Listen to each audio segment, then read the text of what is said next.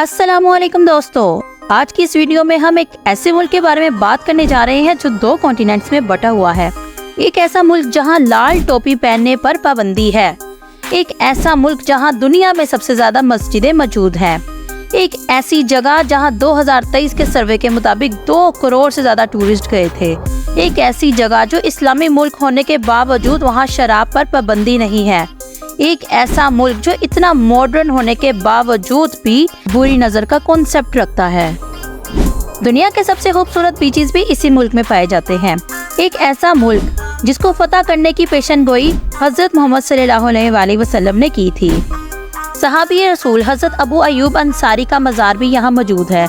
आखिर ऐसी क्या बात थी कि आपको मदीना से हजारों किलोमीटर दूर दफनाया गया? ऐसी क्या वजह थी कि हजरत अबू अयूब अंसारी बुढ़ापे में इतनी दूर तशरीफ ले गए? आज की ये वीडियो में आपको हम इस बारे में भी बताएंगे। 25 दिसंबर को जिस सेंटा क्लॉज का इंतजार लोग करते हैं वो भी इसी मुल्क में पैदा हुआ था। दोस्तों, क्या आप जानते हैं हजरत नूह अलैहिस्सलाम की कश्ती कहाँ जाकर रुकी थी? वो मुकाम भी हम आपको आज इस वीडियो में दिखाएंगे। एक ऐसा मुल्क जिसकी तारीख सदियों पुरानी है। इस मुल्क में बहुत से तारीखी मुकामात भी पाए जाते हैं जो हम आपको आज इस वीडियो में दिखाने जा रहे हैं, तो एंड तक वीडियो को लाजमी देखिएगा। जी हाँ दोस्तों, हम बात करने जा रहे हैं तुर्की की। तुर्की मुस्लिम दुनिया का वो वाहिद मुल्क है जहाँ 96% मुस्लिम्स है, लेकिन फिर भी इसका नाम रिपब्लिक ऑफ तुर्किया है। ये दुनिया का वो वाहिद मुल्क है जो 2 बड़े आज़मों में मौजूद है। इस मुल्क का 97% हिस्सा बड़े आज़म एशिया में, जबकि 3% हिस्सा बड़े आज़म यूरोप में है। तुर्की के 81 सूबे और 60 छोटे बड़े शहर हैं। आबादी के लिहाज से इसका सूबा इस्तांबुल सबसे बड़ा है, जबकि रकबे के लिहाज से कोनिया सबसे बड़ा शहर है। इस्तांबुल की आबादी 1 करोड़ से भी ज्यादा है। तुर्की की सरहदें 8 ममालिक से मिलती हैं। शमाल मशरिक में जॉर्जिया, मशरिक में आर्मेनिया, अजरबैजान और ईरान है। जनूब में इराक, जनूब मगरिब में लबनान और शमाल में बल्गेरिया है। माउंट अरारात तुर्की का सबसे बुलंद पहाड़ है। इसकी चोटी जमीन से 5137 मीटर बुलंद है। हजरत नूह अलैहिस्सलाम की कश्ती भी इसी पहाड़ से आकर टकराई थी, इसलिए इसको नूका पहाड़ भी कहते हैं। तुर्की में ज्यादातर तुर्की जुबान ही बोली जाती है, जिसमें फारसी, अरबी और दूसरी जुबानों के अल्फाज भी शामिल हैं।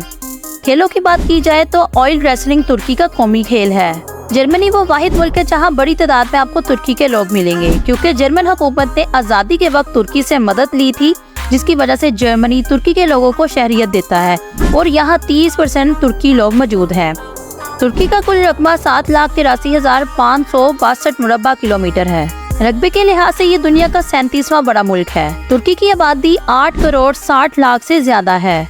तुर्की का जिक्र हो और अर्तुगल गाजी के बेटे उस्मान की कायम करदा सल्तनत उस्मानिया का जिक्र ना हो, ऐसा तो हो नहीं सकता।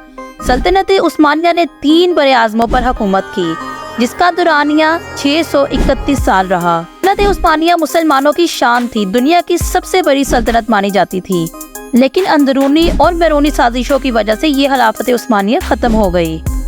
24 मई 1930 में मुआहिदा लुज़ान किया गया। ये वो मुआहिदा था जिसके नतीजे में तुर्की पर बहुत सी पाबंदियां लगा दी गई। ये मगरिबी ममालिक की तुर्की के खिलाफ बड़ी साजिश थी। इस मुआहिदे के तहत सल्तनत को खत्म कर दिया गया, सुल्तान को जिला वतन कर दिया गया, तुर्की को लिबरल बना दिया गया, जैसा कि आप आज के तुर्की में देख रहे हैं। तुर्की के समुद्र में टैक्स ना लगाने का 100 साला मुआहिदा हुआ। इस पर सिग्नेचर स्विट्जरलैंड के शहर लुज़ान में हुए, इसलिए इस मुआहिदे को लुज़ान कहा जाता है। ये वाहिद मुसलमान मुल्क है जो नेटो का रुकन है, जिसका मतलब है कोई भी मुल्क इस मुल्क पर हमला नहीं कर सकता। अगर किसी ने ऐसा किया तो इसको नेटो में मौजूद तमाम ममालिक का सामना करना होगा।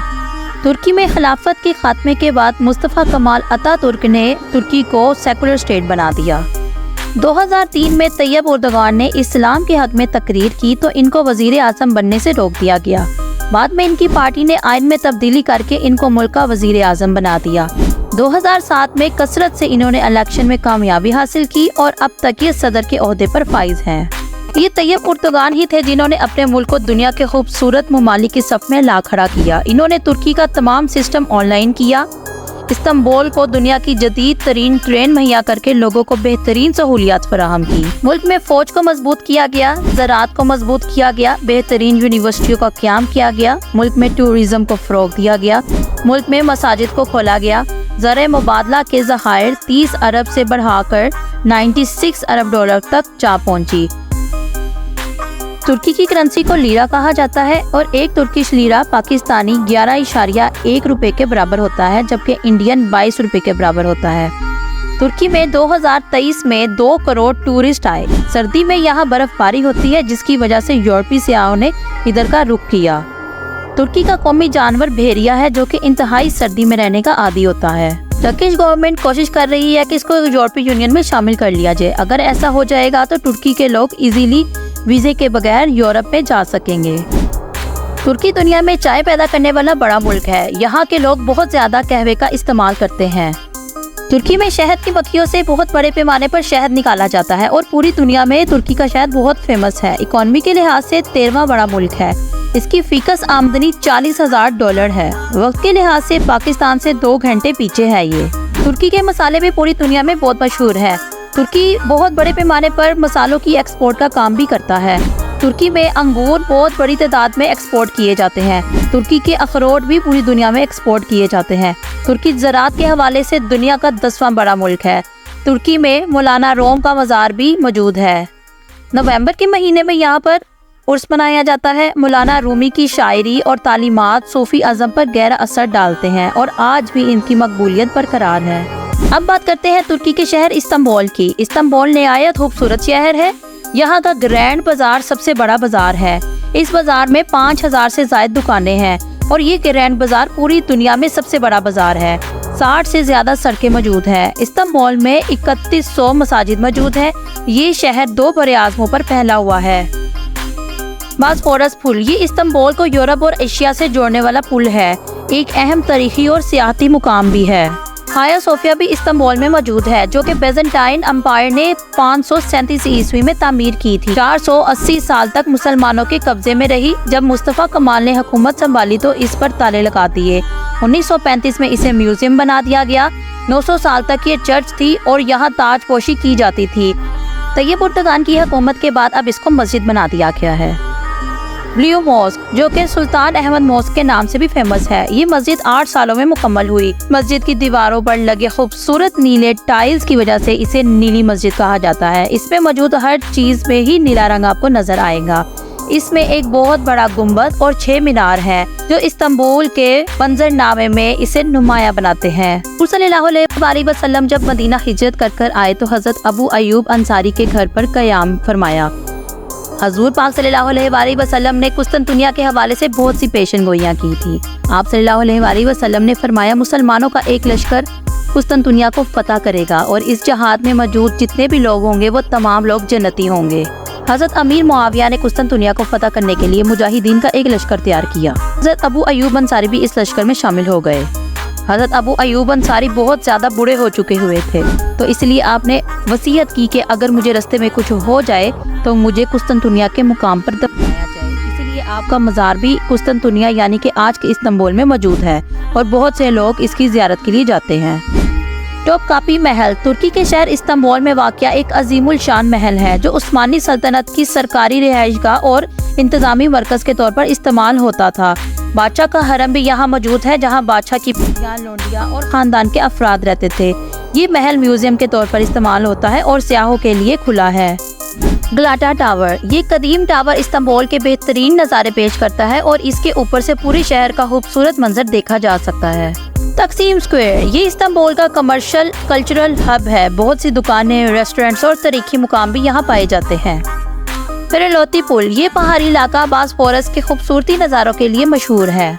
कपाडोशिया तुर्की के वस्ती इलाके में वाक़या है और ये तारीखी और जोग्राफियाई इलाका है। ये अपने मुनफरिद पथरीले मनाजिर, ज़ेरे ज़मीन शहर, गारों की रिहाइशगाहों और गर्म हवा के गुब्बारों के सफ़र के लिए दुनिया भर में मशहूर है। तुर्की में 58 इंटरनेशनल एंड नेशनल एयरपोर्ट्स मौजूद हैं। इस्तांबुल एयरपोर्ट तुर्की का सबसे बड़ा और खूबसूरत एयरपोर्ट है। तुर्की का शहर अंतालिया अपने बीचेस की वजह से पूरी दुनिया में मशहूर है। यहाँ का लारा साहिल बहुत खूबसूरत है। यहाँ के साहिल खूबसूरती और नीले पानी की वजह से मशहूर हैं।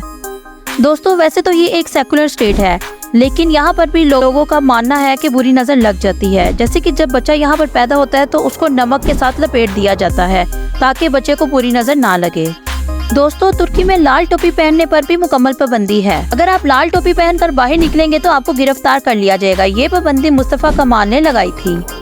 दोस्तों यहाँ पर सहाफ़ियों को सबसे ज्यादा जेल होती है, क्योंकि अगर आप हुकूमत के खिलाफ बात करेंगे तो आपको जेल में डाल दिया जाएगा। इसलिए यहाँ के लोग इंटरनेट का बहुत ज्यादा इस्तेमाल करते हैं। यही वजह है कि यहाँ के लोग फेसबुक इस्तेमाल करने में दुनिया के तीसरे नंबर पर आते हैं। तुर्की खानों की बात करें तो यहाँ के खाने दुनिया भर में मशहूर है, जिनमें तुर्किश अदना कबाब, तुर्किश शवारमा बहुत मशहूर है। चिकन से बने हुए खाने तो आपने खाए ही होंगे, लेकिन कभी आपने चिकन से बनी हुई मिठाई खाई है? जी हाँ दोस्तों, तुर्की में चिकन और दूध को पकाकर मिठाई बनाई जाती है। कुनाफा, ये भी यहाँ की बहुत मशहूर मिठाई है। तुर्किश मिठाइयाँ बहुत मुख्तलिफ और दिलकश होती हैं। तुर्की के लोग ना सिर्फ खूबसूरत होते हैं बल्कि खूबसीरत भी होते हैं और बहुत ज्यादा वेलकमिंग होते हैं। यहाँ एहतरामन हाथ चूमने की रवायत भी आपको देखने को मिलेगी। तुर्की में तलाक की रेशो बहुत कम है। ये एक मुस्लिम कंट्री है, लेकिन सेकुलर स्टेट होने की वजह से यहाँ पर शराब आपको आम मिलेगी। नाइट क्लब्स भी यहाँ बहुत बड़ी तादाद में पाए जाते हैं, क्योंकि इसका कुछ हिस्सा यूरोप में है। इसके असरात आपको यहाँ पर बहुत ज्यादा देखने को मिलेंगे। तुर्की के लोग इंटरटेनमेंट की दुनिया में भी बहुत अच्छा काम कर रहे हैं। तुर्की में बनाए जाने वाले फिल्में और ड्रामे पूरी दुनिया में देखे जा रहे हैं। तुर्की में सल्तनत उस्मानिया पर बनाए जाने वाले ड्रामे बहुत फेमस है, जिनमें अर्तुगरुल अल गाजी, उस्मान, मेरा सुल्तान, कोसम सुल्तान बहुत शौक से देखे जाते हैं। इन ड्रामों में आपको तुर्की की सकाफत और तुर्की का कल्चर बहुत अच्छे से देखने को मिलेगा। तुर्की के लोग बहुत बहादुर और जांबाज होते हैं, इसलिए तुर्की की मिलिट्री दुनिया के 8वें नंबर पर आती है। दोस्तों, तुर्की का वीज़ा आपको 15,000 से 20,000 पाकिस्तानी रुपयों में मिल जाता है। तो दोस्तों, कैसी लगी आपको तुर्की की सैर? उम्मीद है आपको पसंद आई होगी। वीडियो को लाइक ज़रूर करिएगा और नए देखने वालों से गुजारिश है मेरे चैनल को सब्सक्राइब कर दे और बेल आइकन को प्रेस कर दे, ताकि हर आने वाली न्यू वीडियो का नोटिफिकेशन आपको मिलता रहे। कमेंट सेक्शन में अपनी राय का इजहार ज़रूर कीजिएगा। अगली वीडियो किस टॉपिक पर आए ये भी ज़रूर मुझे बताइएगा। अगली वीडियो तक आप सबको मेरी तरफ से अल्लाह हाफिज़।